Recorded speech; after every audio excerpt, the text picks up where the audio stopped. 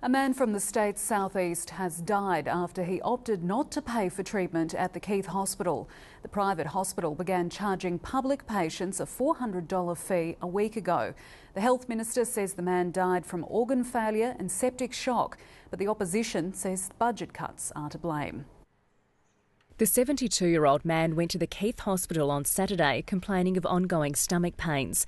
The GP assessed him as low risk, but when the patient didn't respond to medication, the doctor said he should be admitted to hospital. He was given the option of either paying the fee as a non-emergency public patient in the Keith private hospital or going to Bordertown, where arrangements had been made for that to happen. But the patient only managed to reach the car park when he experienced sudden pain. He was admitted to emergency before being flown to the Flinders Medical Centre with acute bowel obstruction. He died 3 days later. The patient underwent 2 operations at Flinders Medical Centre, and the matter has been referred to the coroner because the gentleman died within 24 hours of having an anaesthetic. Doctors say the suspected cause of death was severe septic shock and multiple organ failure. We are very concerned that decisions by the state government to cut funding to Keith Hospital may have contributed to this very tragic death.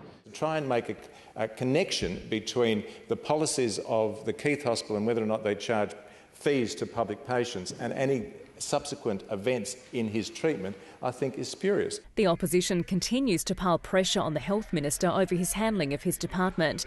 A barrage of questions directed at John Hill about breaching caretaker conventions before the last election resulted in the suspension of question time.